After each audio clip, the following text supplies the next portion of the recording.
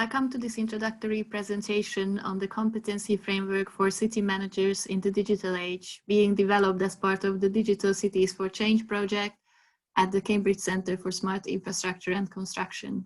The presentation will give some context to the discussions for day one of the Emerging Connections 2020 workshop.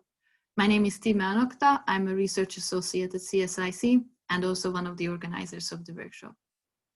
So let me start by clarifying what we mean by competency framework when we use this term. Usually we refer to an outline of required competencies and capabilities that will enable individuals or organizations to undertake particular tasks or perform specific roles with competence and confidence. Of course, we are not the first ones to look at the role of data and organizations. And I'm showing two examples here, two examples of frameworks which are relevant to the kind of framework that we are aiming to develop. The first one is developed by the Open Data Institute and it's the data skills framework, and the second one is developed by Nesta. The ODI framework focuses on specifically on working with data in organizations. Whereas the Nesta framework focuses on a broader experimental problem-solving issue, of which data literacy is one specific component. Both of these frameworks give a list of key competencies referring to knowledge, skills, and behaviors, but neither of them specify roles to which these competencies should be assigned. And neither of them are developed for specific fields, policy domains, or organizations. On the other end of the spectrum, the UK government's Digital Data and Technology Profession Capability Framework describes a lot of roles, but it may be a bit too generic, in fact, in terms of the number of roles and the scope and the scope in which they are described. So building on that, why do we need a framework for city managers in the digital age?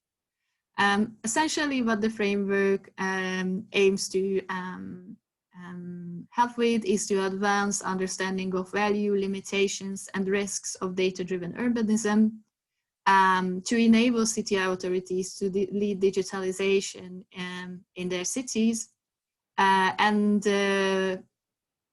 above all, to improve outcomes of these digitalization processes for urban communities. So based on that, the objective of the framework being developed as part of the Digital Cities for Change program is to create public value through responsible digitalization in the urban built environment.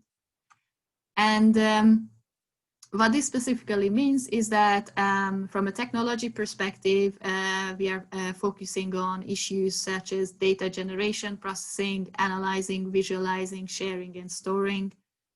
And we have an empirical focus on the built environment and built environment systems and sectors, their interdependencies, and an outlook on impact on services and the local economy. So this part of the framework refers to knowing informational and data resources, products, and environments. Overall, we aim at developing a framework that will be guided by the principle of public value creation, so achieving socially desirable outcomes more efficiently in terms of resources, more effectively in terms of quality, and potentially more democratically in terms of trust. In addition, we understand that digitalization processes may need to resemble responsible innovation in the urban context. So the framework needs to incorporate issues such as anticipating, evaluating, and managing societal impact. So the framework needs to support the governing of informational and data resources, products, and environments. Finally, who is the framework for? So the framework targets city managers with the responsibility for digitalization in the urban built environment, who are working with external partners potentially and engaging with local communities. So introducing data to the urban context has been associated with the need for intra-organizational changes, both in city authorities as well as external partners and other organizations. It has been associated with changes in terms of how collaboration can and should occur between these different stakeholders in the city. And it has also been discussed in terms of facilitating innovation in the wider urban context, also beyond the functional boundaries of city authorities. What is discussed maybe a bit less in detail is how these different processes actually influence each other. So looking at our framework, what this means is that understanding how to create public value to responsible digitalization in the built environment must of course incorporate a change management framework around envisioning or planning particular urban futures, testing and prototyping particular solutions or solution options, and understanding how successful initiatives can be embedded into the wider urban context.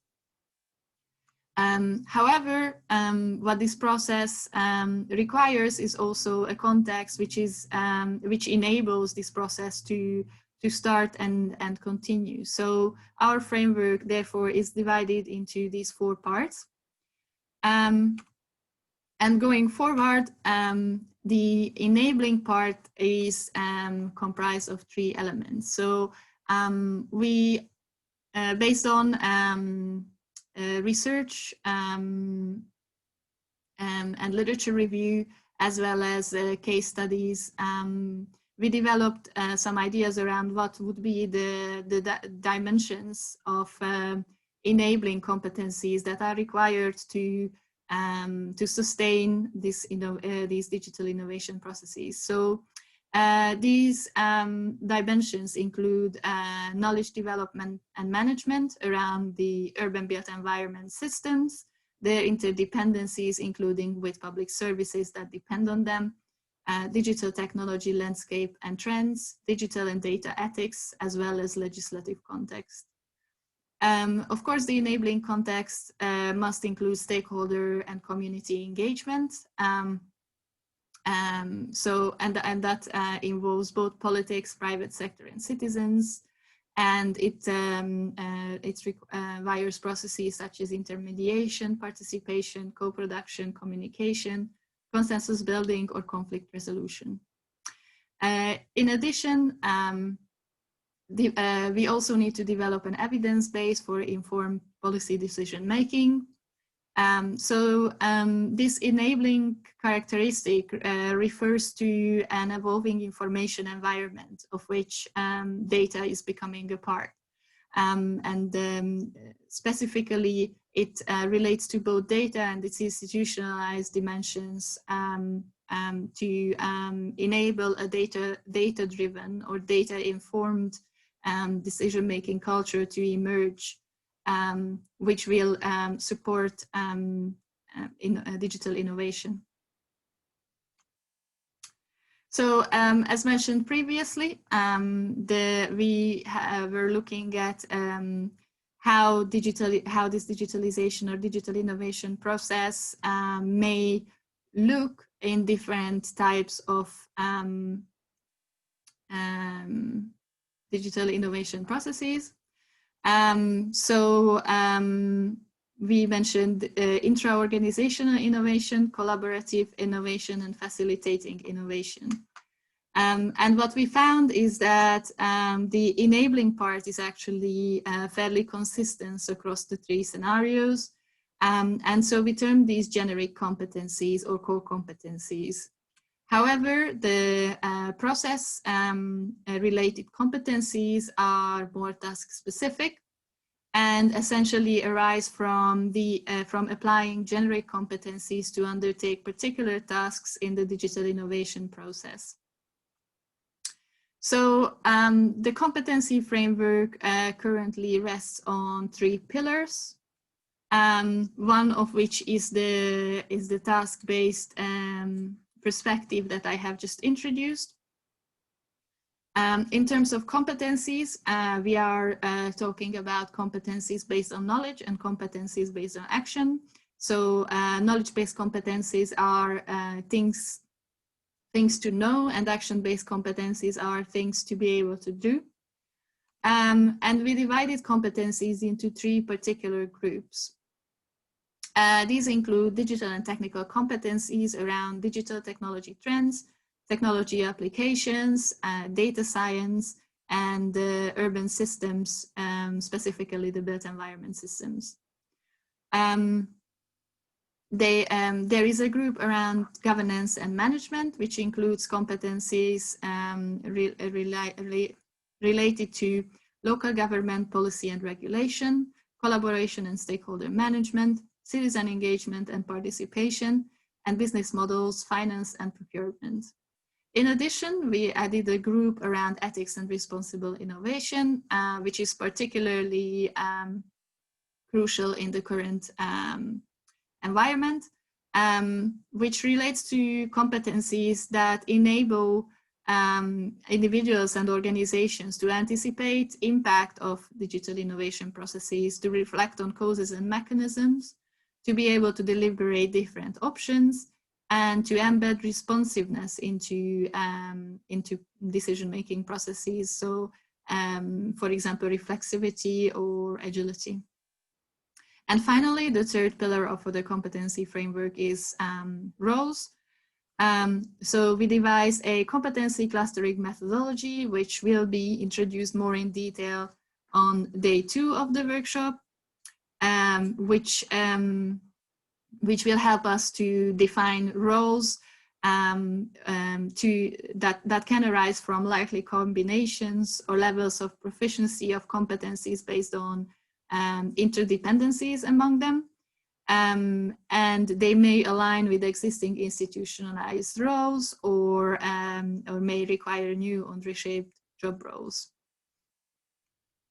So going forward, these thinking around competencies and the competency framework will be used to discuss particular policy dimensions during the workshop, which include improving air quality, planning for livability, emergency response and management, designing and managing city information environments.